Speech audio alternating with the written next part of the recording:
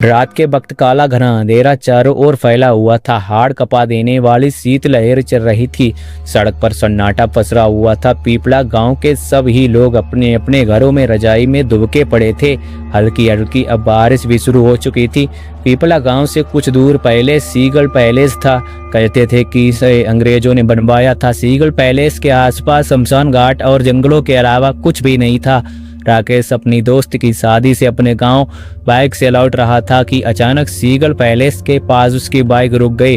राकेश ने जब आसमान की तरफ नजर दौड़ाई तो उसे एक भी तारा नजर नहीं आया। उसने आसपास नजर घुमाकर जब देखा तो सिवाय अंधकार के कुछ भी नहीं नजर आ रहा था। उसने मन ही मन कहा, भाग फंस गया मैं, अब इस बाइक का क्या करूं। ठंड भी बढ़ गई और हल्की फुल्की बूंदाबांदी भी शुरू हो गई। उसने जब घड़ी पर नजर डाली, घड़ी के रात के 2 बजा रही थी। अचानक राकेश की नजर सीगल पैलेस की खिड़की पर पड़ी। उसे वहां पर रोशनी सी नजर आई, जैसे कि वहां पर आग जल रही हो। इतनी रात हो गई, यहाँ पर कौन हो सकता है? यहाँ तो कोई आता भी नहीं। हो सकता है कि कोई मेरी तरह रास्ते में फंस गया हो और सर्दी की वजह से उसने कुछ लकड़ियां जला ली हो। ये कहता हुआ राकेश अपनी बाइक वहीं खड़ी करके सीगल पैलेस की तरफ चल दिया। राकेश जैसे ही सीगल पैलेस के अंदर पहुंचा तो उसने देखा कि एक व्यक्ति आंखें बंद किए हुए बहुत धीमी आवाज में कोई मंत्र पढ़ रहा था। उस व्यक्ति ने अपने चारों तरफ से लाल रंग का घेरा बना रखा था। मंत्र पढ़ते में बीच बीच में वो आग के ऊपर कुछ फेंक भी रहा था। उसके चेहरे पर एक अजीब सी शैतानियत सवार थी। उस व्यक्ति को देखकर उसे अपनी आंखों पर यकीन नहीं हुआ। उससे रहा नहीं गया और उसने चीख कर कहा, ये आप क्या कर रहे हैं? आपसे मना किया था ना, उसके बावजूद भी आप अपनी हरकतों से बाज नहीं आए। आप जानते हो आपकी इस हरकत से सर्वनाश हो सकता है। आपने अपने गंदे और घिनौने मकसद के लिए ये जगह चुनी। किसी को इस पर शक भी नहीं होगा। कौन सोच सकता है कि किसी सीगल पैलेस के अंदर कोई इस घिनौने काम को कर सकता है? इतना बोलकर राकेश गुस्से से उस घेरे के अंदर घुस गया। तंत्र साधना में लीन उस व्यक्ति ने अचानक आंखें खोल ली। उसकी आंखों से लाल लाल दहकते अंगारे से निकल रहे थे और उसका चेहरा किसी पिशाच से कम नहीं लग रहा था।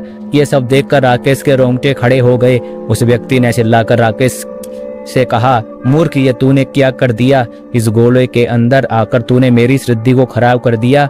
अब इसका नतीजा क्या होगा मुझे भी नहीं पता। उस व्यक्ति ने इतना कहा ही था कि अचानक जलती हुई लकड़ियां बुझ गईं। अंदर जो थोड़ा गर्म माहौल था अचानक वह सर्दी में तब्दील हो गया और एक ठंडी तेज हवा का झोंका राकेश के गाल से टकराया। अंदर इतना घना अंधेरा हो गया कि राकेश और वह व्यक्ति एक दूसरे के शकल भी नहीं देख सकते थे कि अचानक उस व्यक्ति की चीख राकेश के कानों में टकराई। राकेश अपनी पूरी ताकत लगा के वहां से भागने लगा। वह सीगल पैलेस के बाहर पहुंचा ही था कि अचानक उसने बाहर किसी को खड़ा हुआ पाया। आसमान अब बिल्कुल साफ हो चुका था। तारे निकल रहे थे। चांद अपने पूरे शबाब पर था। राकेश का चेहरा देख सकता था।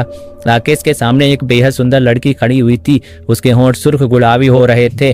काली साड़ी में वह युवती किसी अप्सरा से कम नहीं लग रही थी। राकेश उसे देखकर सब कुछ भूल गया। उसकी खूबसूरती में सम्मोहित सा हो गया। वह बस उसे देखे जा रहा था। अचानक उस युवती ने राकेश से कहा, क्या देख रहे हो राकेश? क्या तुमने कभी कोई सुंदर स्त्री नहीं देखी? मेरा नाम कैसे पता? राकेश ने पूछा। मुझे तुम्हारे बारे में सब पता है राकेश। तुम्हारी एक सुंदर बीवी है और एक बेटा भी। लेकिन तुम कैसे मेरे बारे में इतना जानती हो? आज तक कभी इस गांव में नहीं देखा मैंने तुम्हें। वह सब बातें छोड़ो राकेश और मेरी आंखों में देखो। क्या तुम्हें मुझे देखकर ऐसा महसूस नहीं हो रहा कि तुम्हें मुझे अपनी बाहों में ले लेना चाहिए? उस स्त्री की आवाज में पता नहीं क्या सम्मोहन था कि राकेश उसमें समाता जा रहा था।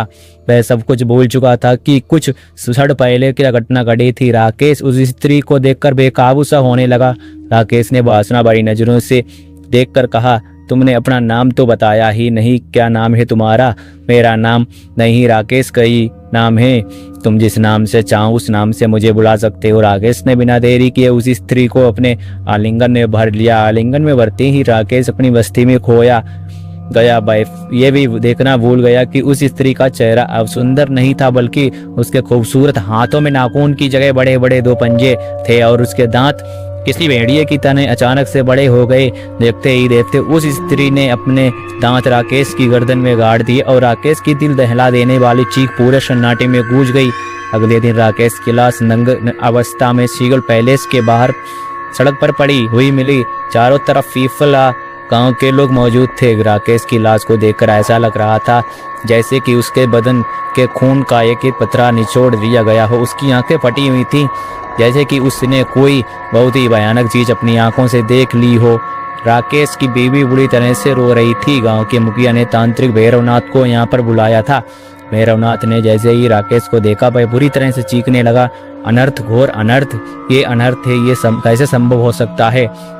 गांव का मुखिया बोला, ये कैसी बातें कर रहे हैं आप बाबा, कैसा अनर्थ। मुखिया, नादान मुखिया, क्या तुझे राकेश की लाश को नहीं देखा? देख, इसके शरीर के खून का एक कतरा तक नहीं किसी ने छोड़ा। देख, इसकी लाश कैसी सफेद पड़ी हुई है, इसकी आंखें कैसी फटी हुई हैं, मगर आसपास खून का एक भी कतरा तक मौजूद नहीं। इसका किसी ने खून पिया है। भूत प्रेत पिशाच, इनमें से कोई भी इस तरह से किसी इंसान का खून नहीं पीते।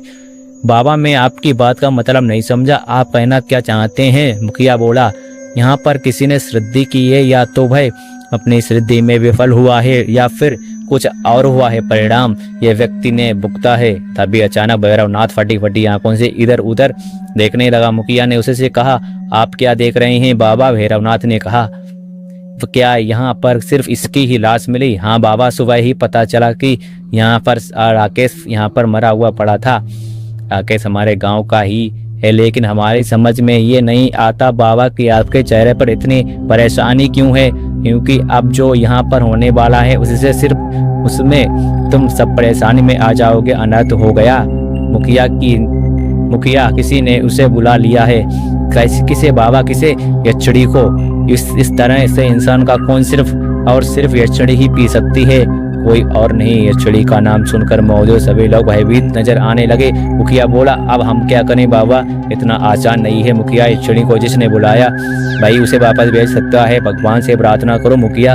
अगर भाई जिंदा है तो हमें ही उसे ढूंढना होगा, और अगर भाई मर गया तो मुझे तुम सभी की मौत अपनी आंखों से नजर आ रही है। आप इतने सती पुरुष हैं बाबा, क्या आप उस यक्षिणी को काबू नहीं कर सकते? ये कोई मजाक नहीं है मुखिया। तुम्हें यक्षिणी की ताकत का अंदाजा भी नहीं है। यक्षिणी कई प्रकार की होती हैं, मगर राकेश की लाश को देखकर मैंने अंदाजा लगा लिया कि यक्षिणी बहुत शक्तिशाली है, कुछ भी कर सकती है। इस वक्त यहाँ आसपास के लोगों में किसी की शक्ल में भी मौजूद हो सकती। भैरवनाथ की बात सुनकर सभी लोग जो कि वहां पर जमा थे एक दूसरे से डर की निगाहों से एक दूसरे को देखने लगे।